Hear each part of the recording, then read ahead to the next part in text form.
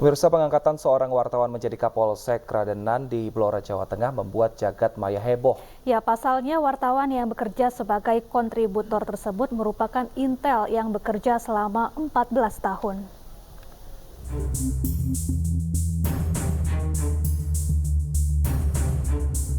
Heboh, seorang wartawan yang bekerja sebagai kontributor di TVRI menjadi Kapolsek Kradenan di Blora, Jawa Tengah. Setelah beritanya viral di media sosial, Ibtu Umbaran Wibowo diberhentikan dari Persatuan Wartawan Indonesia oleh Dewan Kehormatan Persatuan Wartawan Indonesia. Diketahui Ibtu Umbaran Wibowo bekerja sebagai kontributor TVRI selama 14 tahun terakhir sebelum akhirnya diberhentikan karena ternyata Ibtu Umbaran merupakan seorang intel dari kepolisian di Blora. Pemberhentian Ibtu Umbaran Wibowo tersebut berdasarkan Peraturan Dasar Kode Etik Jurnalistik. Ibtu Umbaran dianggap tidak memenuhi syarat dan tidak layak dan tidak sah untuk menjadi wartawan. Dewan Pers selaku lembaga yang menaungi seluruh media dan kewartawanan di Indonesia menilai polisi aktif yang menjadi kontributor salah satu televisi pemerintah dinilai merupakan suatu pelanggaran. Setelah mendapatkan klarifikasi dan laporan dari PWI, maka selanjutnya kami akan melakukan tindakan lebih lanjut terkait misalnya apakah ada pencabutan dan lain-lain. Karena sampai hari ini kami butuh dokumen detail terkait dengan persoalan tersebut. Tapi kalau ditanya apakah kemudian sebagai anggota Polri aktif menjadi wartawan ada pelanggaran, tentunya pelanggaran. Sementara itu, pihak TVRI melalui direktur utamanya menyampaikan telah memecat Ibtu Umbaran Wibowo sebagai kontributor di TVRI. Selain itu, Dirut TVRI mengaku tidak mengetahui jika Ibtu Umbaran merupakan intel dari kepolisian.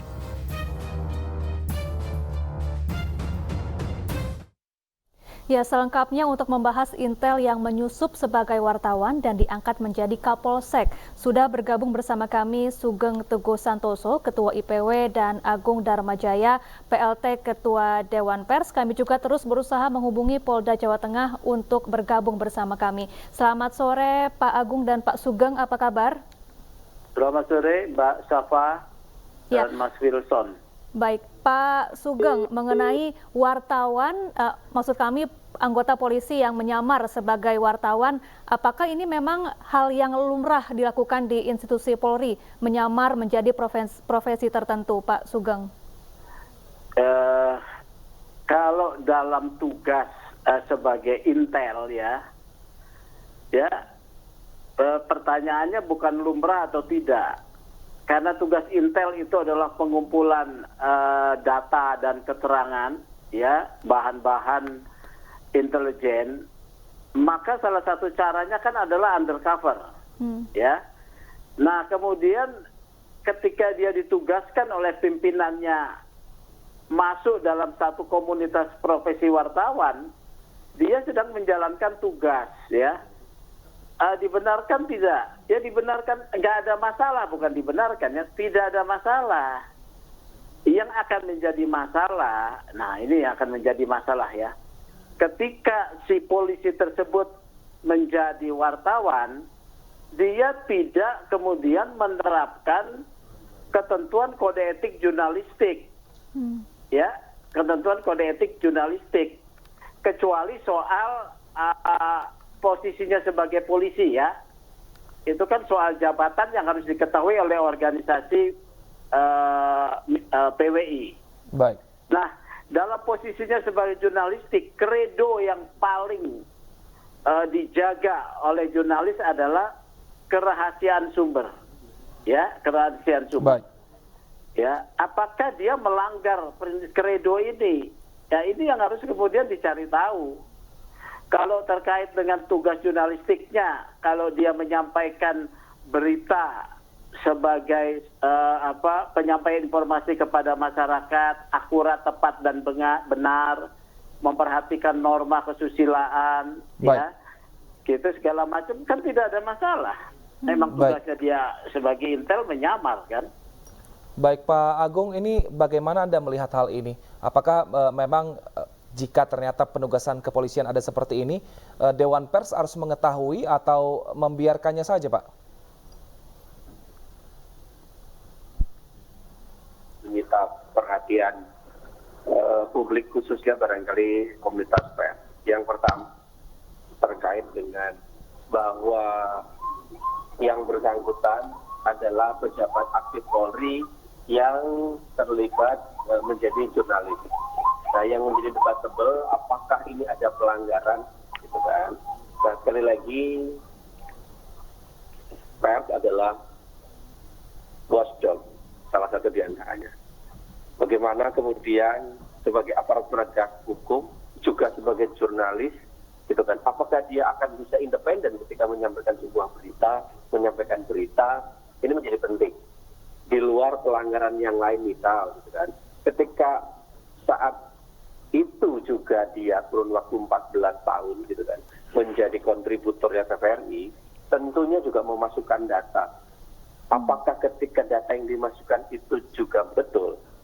Artinya kalau betul, dari awal menyampaikan jujur bahwa dia adalah aparat penegak hukum, gitu kan, dalam arti polisi aktif, tentunya juga pelanggaran, gitu kan, karena bagaimana mungkin itu bisa terjadi.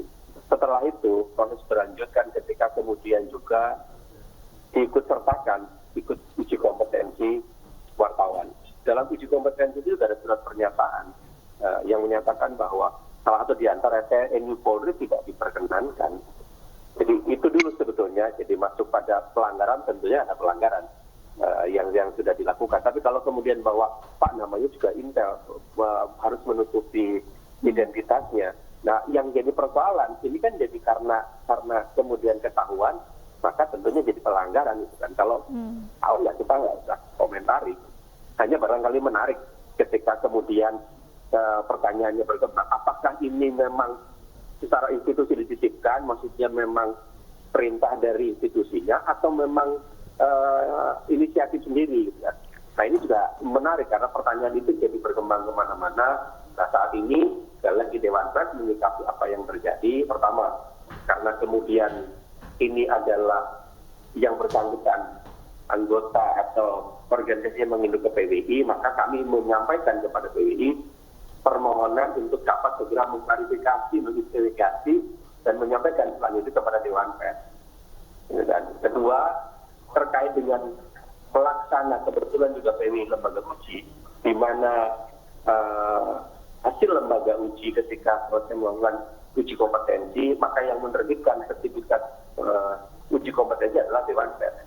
Kalau memang terbukti bahwa hasil temuannya ada pelanggaran, maka tentunya Dewan Pers juga meminta kepada PWI segera menyampaikan untuk pencabutan sertifikat uji kompetensi wartawannya. Karena sekali lagi mereka yang menyampaikan kepada Dewan Pers dan mereka yang meminta kepada Dewan Pers hasil uji kompetensinya ketika dinyatakan layak dan lulus, maka meminta untuk diterbitkan sertifikat uji kompetensi.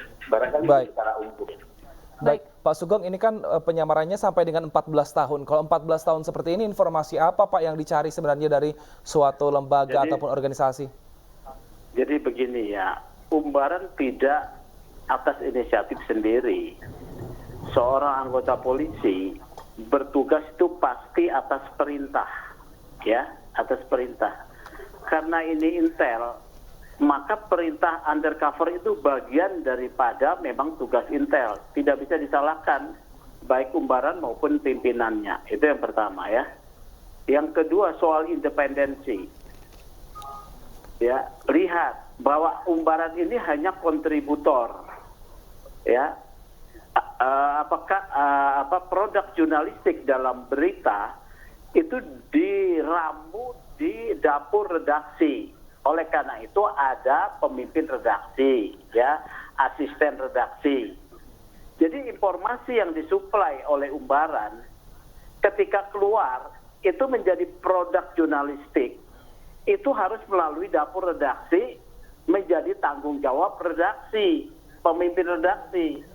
Kecuali kalau Umbaran diposisikan sebagai pemimpin redaksi yang berdasarkan undang-undang pers itu mempunyai tanggung jawab hukum, ya.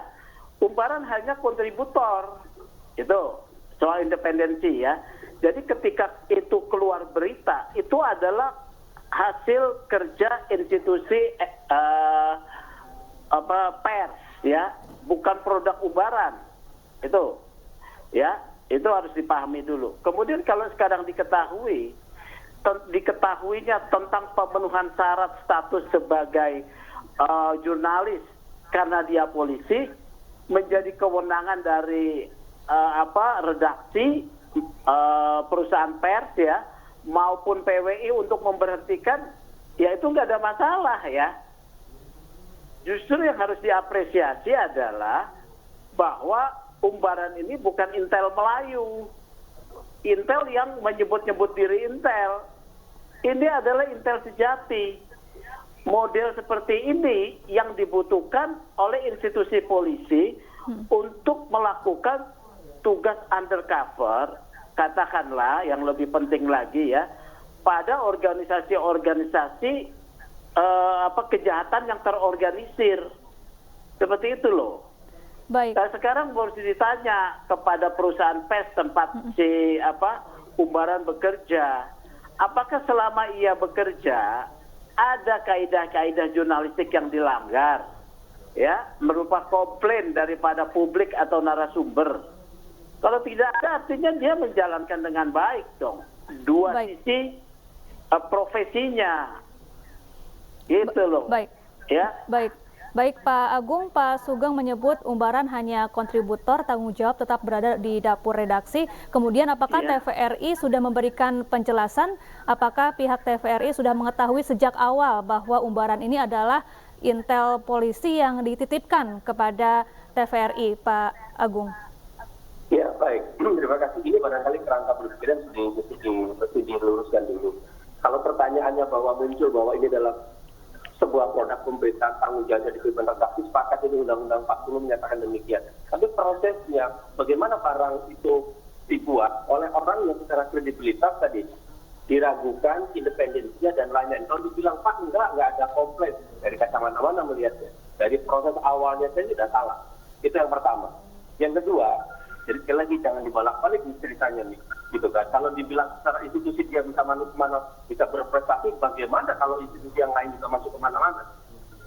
Gitu. Ini menjadi konten. Jadi ini bukan persoalan yang sepele, mohon maaf ya, gitu kan. Ini menjadi penting legasinya gitu ya, bahwa kalau bicara secara kelembagaan bahwa profilnya Intel seperti itu, ya memang demikian.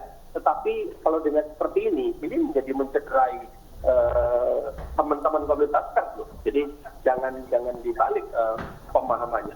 Yang pertama, yang kedua, kami sudah bersurat kepada TVRI untuk meminta penjelasan dan sekali lagi mengklarifikasi kepada publik, gitu kan, terkait masalah ini. Apakah TVRI dari awal tahu atau yang bersangkutan bisa jadi memalsukan dokumen? Karena dalam dokumen tadi saya sampaikan bahwa ketika ada proses rekrutmen atau kontributor ataukah itu karyawan, termasuk juga ketika mengikuti uji kompetensi, ada surat pernyataan mohon maaf nama yang bersangkutan, status dan segala macam. Di ujung cerita ada pernyataan apabila di kemudian hari kemudian ternyata itu tidak sama dengan datanya, itu punya potensi loh ada pelanggaran, gitu kan. Itu jelas ceritanya. Jadi clear bahwa dari awalnya ini jadi persoalan. Apakah kemudian bahwa dari awal mencari berita prosesnya sudah betul, kemudian katanya diterangkan di ujung itu diolah, itu beda cerita. Tapi runutan dari awalnya dulu harus diperhatikan. Terima kasih. Baik Pak Sugeng, jika memang jadi, tugas Intel ini ya. Kok silakan, dibilang Pak. Pola pikir terbalik?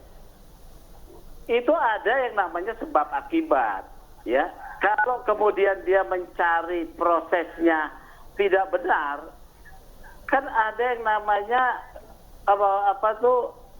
pemantauan oleh penyelia, ya, asisten redaksi atau redaktur, ya, pemret, ya.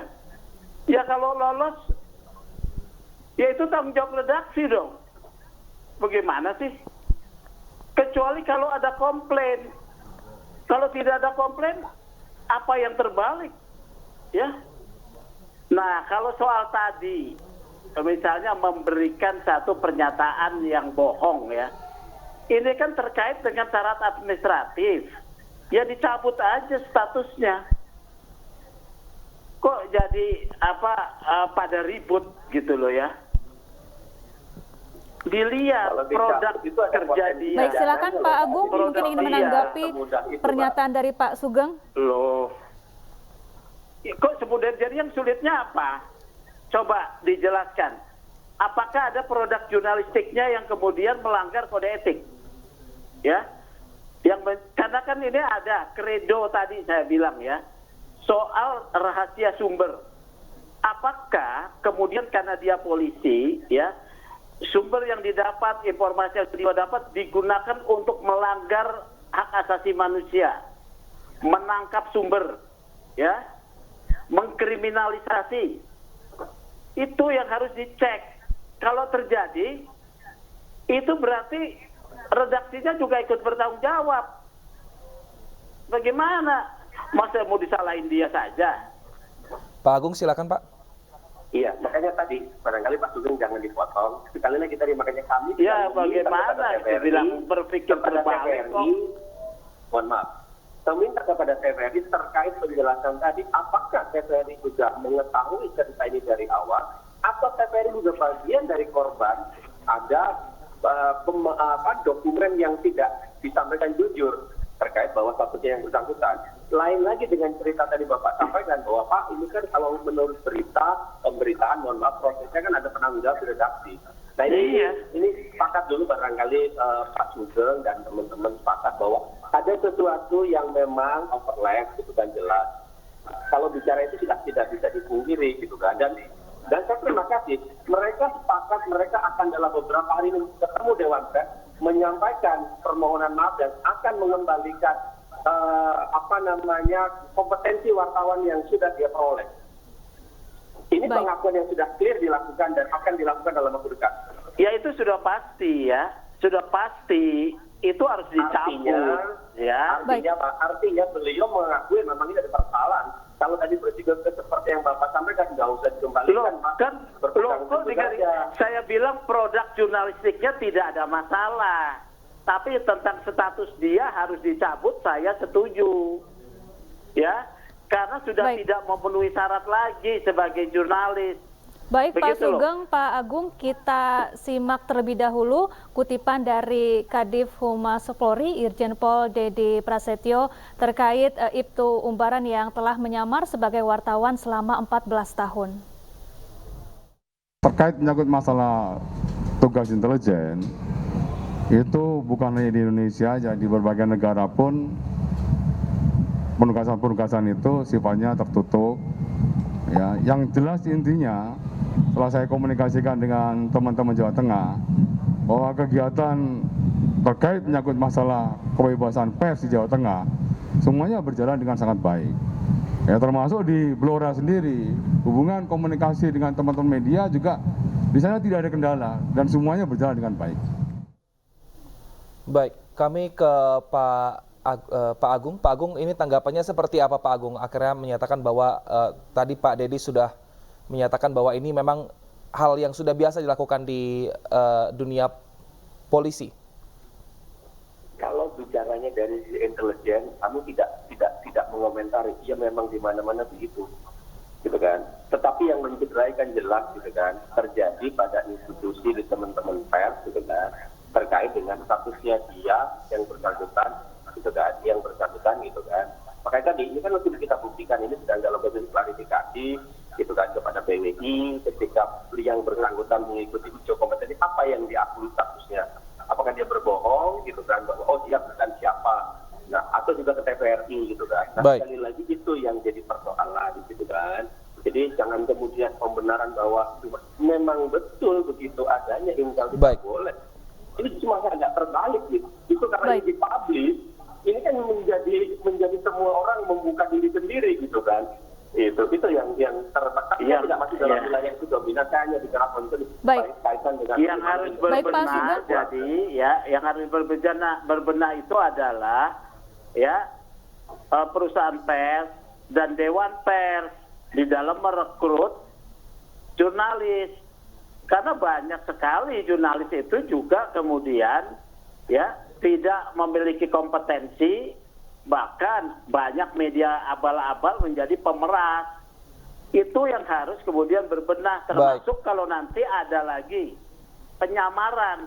Bagaimana ada mekanisme pemeriksaan terkait status calon jurnalis. Ada yang harus berbenah.